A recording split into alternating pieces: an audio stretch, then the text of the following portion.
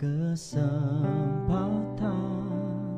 untuk belajar dari kesalahanku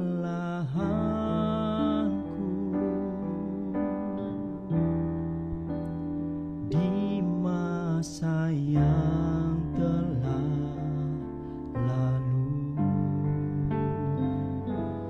Kau berikan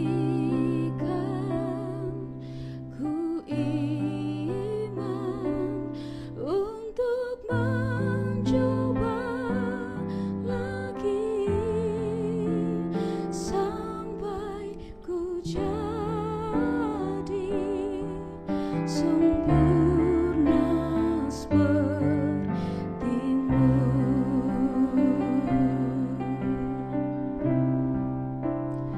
Meskipun ku jatuh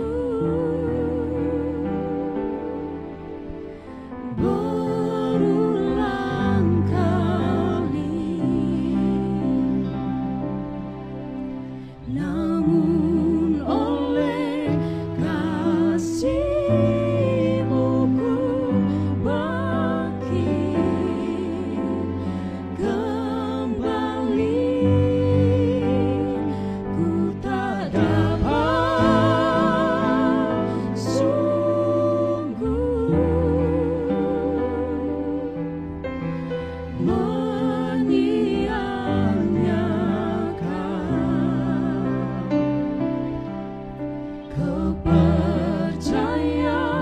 kepercayaan-Mu terhadapku, Tuhan. Kau berikan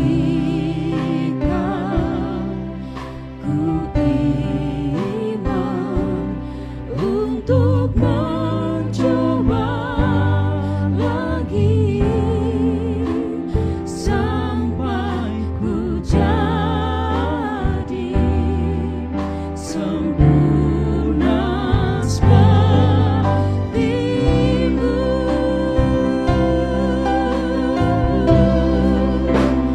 Meskipun ku jatuh berulang kali,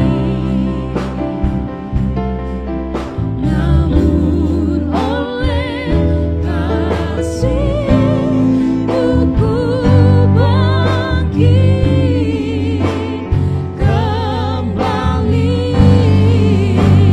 Ku tak dapat sungguh menyia-nyiakan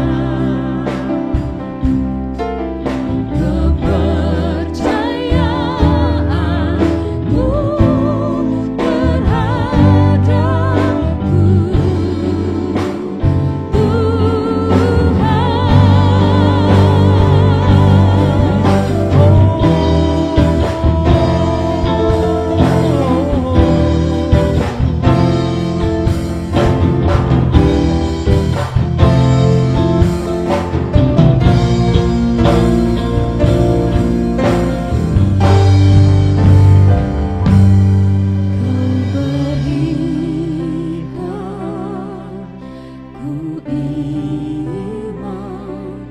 untuk mencoba lagi sampai ku jadi sempurna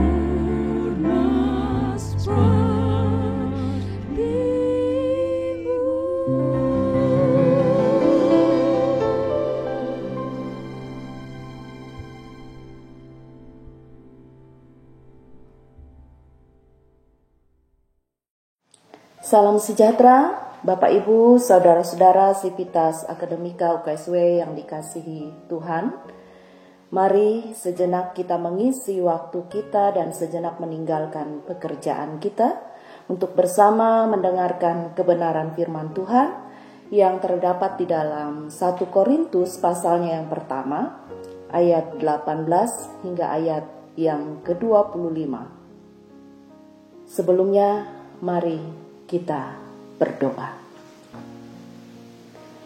Kami persembahkan syukur dan terima kasih kepadamu ya Tuhan Allah kami, karena kami masih Engkau perkenankan menerima hari yang baru di minggu ini. Kami ingin mengawali aktivitas kami di minggu ini dengan tuntunan kebenaran firman-Mu. Berkenanlah Engkau ya Tuhan menaungi kami dengan Roh Kudus-Mu, agar kami yang mendengarkan kebenaran firman-Mu pagi ini sungguh-sungguh dikuatkan iman percaya dan kesetiaan kami melakukan kehendak-Mu dalam hidup dan karya kami. Mampukan hamba-Mu memberitakan kebenaran firman-Mu saat ini, agar apa yang hamba-Mu sampaikan berkenan kepadamu. Amin. Nas bacaan kita yang menjadi dasar renungan untuk kita pagi hari ini terdapat di dalam 1 Korintus pasal yang pertama ayat 18 hingga ayat 25. Saya bacakan demikian bunyinya. Dengan judul perikop, Hikmat Allah dan Hikmat Manusia. Sebab pemberitaan tentang salib memang adalah kebodohan bagi mereka yang akan binasa. Tetapi bagi kita yang diselamatkan, pemberitaan itu adalah kekuatan Allah. Karena ada tertulis, Aku akan membinasakan hikmat orang-orang berhikmat dan kearifan orang-orang bijak akan kulenyapkan. Di manakah orang yang berhikmat? Di manakah ahli Taurat? Di manakah pembantah dari dunia ini? Bukankah Allah telah membuat hikmat dunia ini menjadi kebodohan? Oleh karena dunia dalam hikmat Allah tidak mengenal Allah oleh hikmatnya, maka Allah berkenan menyelamatkan mereka yang percaya oleh kebodohan pemberitaan Injil.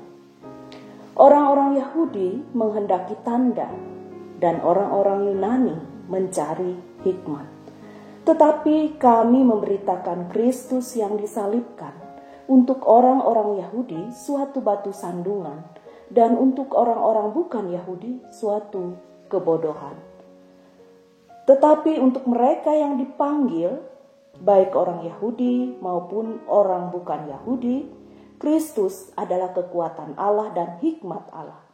Sebab yang bodoh dari Allah lebih besar hikmatnya daripada manusia, dan yang lemah dari Allah lebih kuat daripada manusia.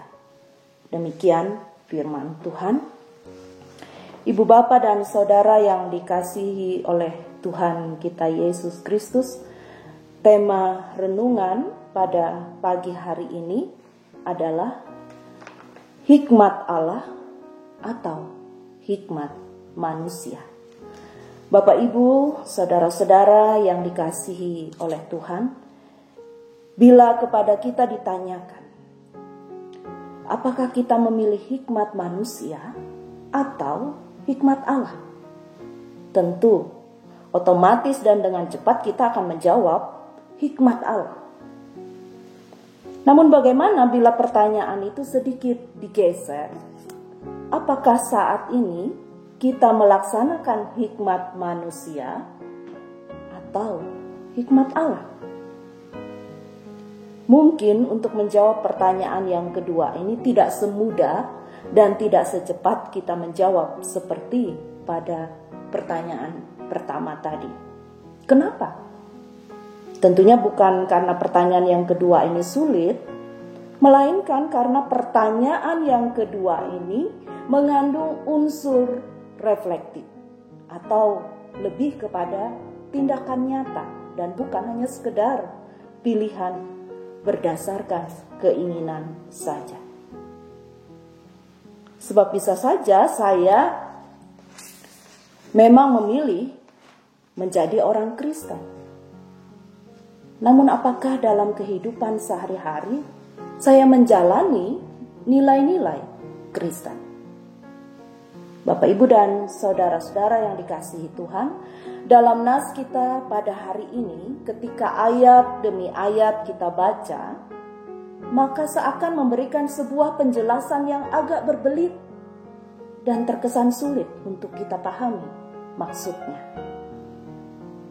Judul pada perikop ini adalah Hikmat Allah dan Hikmat Manusia.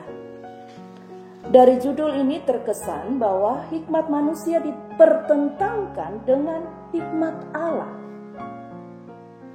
Karena itu marilah kita sedikit menelaah bagian-bagian penting tentang apa yang dikatakan sebagai hikmat manusia yang tampaknya dipertentangkan dengan hikmat Allah. Pertama-tama, kasus yang muncul dalam penjelasan perikop ini adalah tentang salib. Hal ini bukan saja karena hal tentang salib itu menjadi perdebatan di kalangan masyarakat saat itu, bahkan sampai saat ini. Namun lebih daripada itu, bahwa peristiwa penyaliban Yesus merupakan salah satu pilar iman Kristen. Tanpa penyaliban Yesus, maka sia-sialah kelahiran Yesus Kristus ke dalam dunia. Dan selanjutnya, tentu tidak akan pernah ada kebangkitan Yesus Kristus pada hari yang ketiga, yang kemudian juga pasti tidak akan ada keselamatan bagi manusia yang percaya kepadanya. Dalam nas kita hari ini dikatakan bahwa peristiwa penyaliban dinyatakan sebagai kebodohan bagi mereka yang akan binasa. Suatu kebodohan bagi mereka yang tidak percaya kepada Tuhan. Pada ayatnya yang ke-20 dikatakan bahwa mereka yang menganggap peristiwa penyaliban Yesus itu adalah suatu kebodohan adalah orang-orang ahli Taurat dan para pembantah.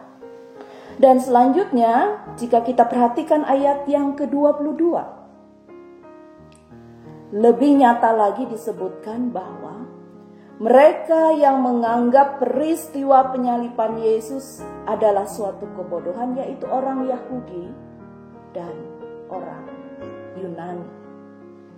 Bapak, Ibu, dan saudara-saudara yang dikasihi Tuhan, tampaknya Rasul Paulus sebagai penulis kitab 1 Korintus ini, dia sangat berani untuk menentang dua kelompok masyarakat yang memiliki kekuatan besar secara keagamaan dan secara politik pada masa itu. Namun Rasul Paulus siap menanggung risiko demi kebenaran. Dan agar anggota jemaat tidak tersesat pemahamannya dan tidak tersesat imannya akan peristiwa penyaliban Yesus Kristus. Memang akan sangat mudah bagi anggota jemaat untuk tersesat imannya karena pemikiran dari golongan orang-orang tertentu yang disebut Rasul Paulus sebagai para penentang dan pencari bukti itu sangat rasional. Dalam pemikiran rasional para penentang ini, bahwa logikanya, bila benar Yesus Kristus itu adalah anak Allah, mengapa dia tidak menyelamatkan dirinya dari kayu salib? Mengapa Yesus seolah tidak berdaya dan terkulai lemah di kayu salib? Mana buktinya ketuhanan Yesus dalam peristiwa penyaliban itu? Melihat kenyataan Yesus yang tidak berdaya menyelamatkan dirinya dari kayu salib itulah, maka golongan orang-orang penentang itu menyimpulkan bahwa pemberitaan Injil itu adalah kebodohan. Bapak, Ibu, dan saudara yang dikasihi Tuhan, untuk melawan bahaya dari kesimpulan yang dibuat oleh golongan pembantah inilah, maka Rasul Paulus berupaya keras meyakinkan jemaat Tuhan bahwa peristiwa penyaliban Yesus Kristus yang dianggap suatu kebodohan secara logika kebodohan secara akal pikir manusia dan kebodohan secara hikmat manusia itulah sebenarnya itu adalah kekuatan. Inilah titik paling ultima, bahwa bila suatu peristiwa yang datang dari kehendak dan keputusan Allah, meskipun dianggap suatu kebodohan secara logika manusia, maka hal itu tetap lebih besar hikmatnya ketimbang hikmat yang bersumber dari manusia. Bapak, Ibu, dan saudara-saudara yang saya kasihi di dalam Tuhan Yesus Kristus, dalam minggu-minggu sengsara kita mengingat bagaimana kesengsaraan Tuhan Yesus. Kita dibawa dalam sebuah perenungan dan penghayatan yang mendalam tentang hikmat yang kita miliki saat ini. Apakah hikmat yang ada pada diri kita berasal dari Allah atau hikmat yang berasal dari manusia? Apakah kita masih menganggap peristiwa salib sebagai peristiwa kebodohan atau suatu peristiwa kekuatan bagi orang yang percaya kepada Allah di dalam Yesus Kristus? Apakah kehidupan kita sebagai orang Kristen selama ini melaksanakan hikmat Allah atau melaksanakan hikmat manusia? Hal ini penting untuk kita renungkan dan introspeksi diri kita selama ini. Karena ketika kita sampai pada perayaan Paskah nanti, diharapkan kita mampu untuk menjawab hakikat hikmat yang kita jalani selama ini. Apakah bersumber dari Allah atau bersumber dari manusia? Dan sebagaimana tantangan pada masa Rasul Paulus yang sangat berat, hal ini juga menjadi tantangan berat dalam konteks kita sebagai keluarga besar Universitas Kristen Satya Wacana saat ini dan nanti. Yang sehari-harinya aktivitas kita lebih menggunakan ilmu pengetahuan dan akal pikir secara manusia atau hikmat manusia. Adalah wajar di universitas ini bertebaran teori-teori dan rumus-rumus yang menjadi bagian integral dari berilmu pengetahuan. Namun kembali kita diingatkan sebagaimana yang dicanangkan oleh Rektor pertama UKSW, Bapak Noto, bahwa orang Kristen terpanggil mengintegrasikan ilmu pengetahuannya dalam horizon kepercayaan kepada Logos, yaitu firman yang adalah Trinitas itu. Logoslah yang menjadi dasar dunia, Logoslah yang menjadi dasar hidup, dan Logoslah dasar terakhir ilmu pengetahuan. Agar mampu mengintegrasikan ilmu pengetahuan dalam horizon kepercayaan kepada Logos inilah, maka tentunya membutuhkan upaya yang keras dari kita semua. Sebagaimana upaya pengosongan diri yang dilakukan oleh Tuhan Yesus dalam peristiwa Getsemani, maka kita juga perlu untuk mengosongkan diri kita dari hikmat manusia, dari hikmat duniawi, dari keinginan-keinginan duniawi, dari kenyamanan-kenyamanan duniawi, agar hati dan pikiran kita dapat diisi oleh hikmat Allah, oleh kuasa Tuhan Allah, dan oleh pemahaman iman yang benar tentang peristiwa penyaliban Yesus Kristus. Mungkin bagi kita saat ini adalah sangat sulit untuk membuang segala kepentingan dan keinginan duniawi, karena hal itu bisa saja membuat kita nyaman. Misalnya, mungkinkah kita akan memilih jadi anak buah padahal kita bisa saja jadi bos? Mungkinkah kita berani menolak dengan tegas permintaan orang-orang yang telah berjasa kepada kita meski itu melanggar peraturan? Mungkinkah kita mau hidup sederhana sementara terbuka peluang untuk hidup mewah meskipun sedikit kong-kali-kong? Mungkinkah kita menerima peristiwa salib secara utuh sebagai kekuatan Tuhan Sementara selama ini kita menjalani kehidupan beragama masih sebatas pada pemikiran saja, belum pada tindakan nyata. Dan banyak lagi segala hal yang membuat kita sulit untuk dapat mengosongkan diri agar mau ikhlas dan utuh menerima bahwa peristiwa penyaliban Yesus Kristus sebagai sesuatu kekuatan bagi orang percaya dan bukan suatu peristiwa kebodohan yang membawa kita pada kebinasaan. Bapak, Ibu, dan Saudara yang dikasihi Tuhan, meskipun sulit untuk kita mampu mengosongkan diri seperti halnya Yesus yang mengosongkan dirinya dari keinginan-keinginan dan kenyamanan-kenyamanan duniawi, namun bukan berarti kita tidak mampu mewujud nyatakan amanat dari Bapa Noto. Bapak, Ibu, dan Saudara yang dikasihi Tuhan, selamat menghayati pengorbanan Yesus Kristus di minggu-minggu sengsara ini.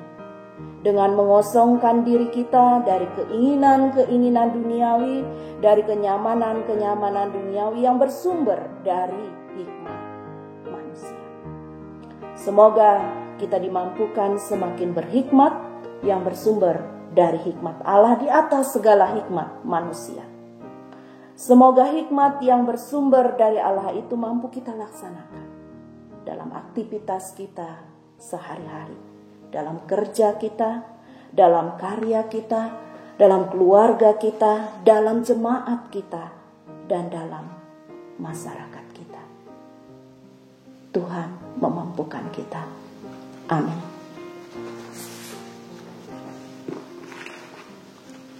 Ibu, Bapa, dan Saudara yang dikasihi oleh Tuhan kita Yesus Kristus, mari kita berdoa, kita naikkan doa syafaat kita.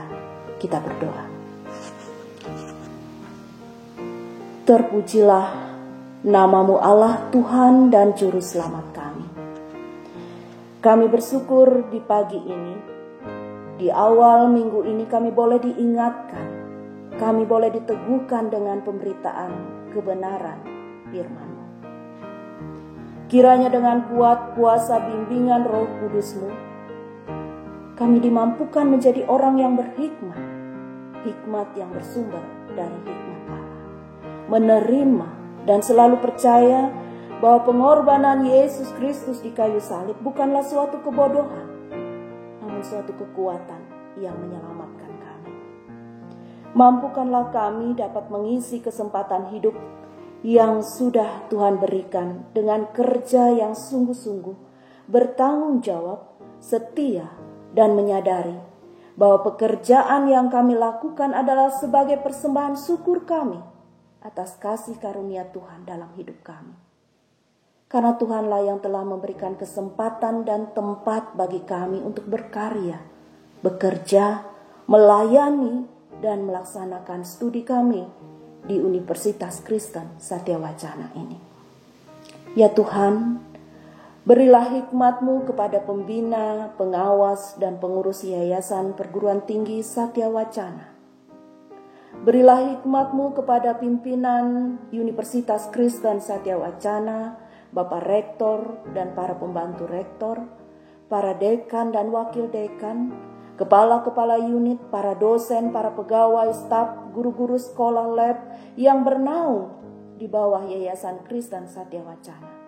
Semua mahasiswa dan semua siswa dan semua saudara-saudara kami yang bertugas baik sebagai cleaning service maupun satpam di kampus Universitas Kristen Satya Wacana ini. Agar masing-masing kami dapat melaksanakan tugas, tanggung jawab, dan kewajiban kami dengan baik dan dengan kerendahan hati demi kemuliaan nama-Mu. Berilah kerendahan hati kepada kami masing-masing untuk selalu mengandalkan Tuhan dalam pergumulan hidup kami, dalam pekerjaan kami, dalam studi kami, dan dalam keluarga kami. Ya Tuhan Allah, kami tetap memohon pengasihan-Mu bagi kami umat-Mu. Sampai saat ini, kami masih menghadapi pandemi COVID-19. Lindungi kami ya Tuhan, bebaskanlah kami dan selamatkanlah kami dari pandemi COVID-19 ini. Tolonglah kami agar selalu mendapatkan kesehatan. Lindungilah kami, lindungilah juga para tenaga medis yang mempertaruhkan nyawanya untuk memulihkan kesehatan bagi mereka yang telah terpapar virus COVID-19 ini. Hiburkanlah keluarga yang berduka karena kehilangan orang-orang yang mereka kasihi. Berilah hikmat-Mu kepada pemerintah bangsa dan negara kami agar dapat mengambil kebijakan yang tepat untuk mengatasi segala kesulitan dampak dari pandemi ini. Jauhkanlah bangsa dan negara kami dari orang-orang jahat yang memanfaatkan keadaan seperti sekarang ini dan melakukan segala kekacauan dan penderitaan terhadap orang lain. Biarlah kuasa-Mu bekerja atas mereka yang melakukan kejahatan. Berilah kesejahteraan dan rezeki bagi masyarakat yang mempunyai usaha ekonomi agar usaha mereka tetap dapat berlangsung. Berilah kesabaran, kemudahan, dan semangat bagi para siswa dan mahasiswa yang melaksanakan proses pendidikan secara daring. Berkatilah orang tua dan keluarga mereka yang selalu memberikan dukungan dalam proses studi anak-anak mereka. Kami percaya Engkau ada memelihara kehidupan kami dengan kasih-Mu. Kami serahkan sepenuhnya hidup dan karya kami dalam penyertaan-Mu, sehingga kami masing-masing pribadi dan UKSW pada umumnya boleh selalu mengalami kasih karunia Tuhan yang luar biasa setiap waktu. Inilah doa kami ya Tuhan. Jangan kehendak kami yang jadi, tetapi kehendak-Mu jadilah.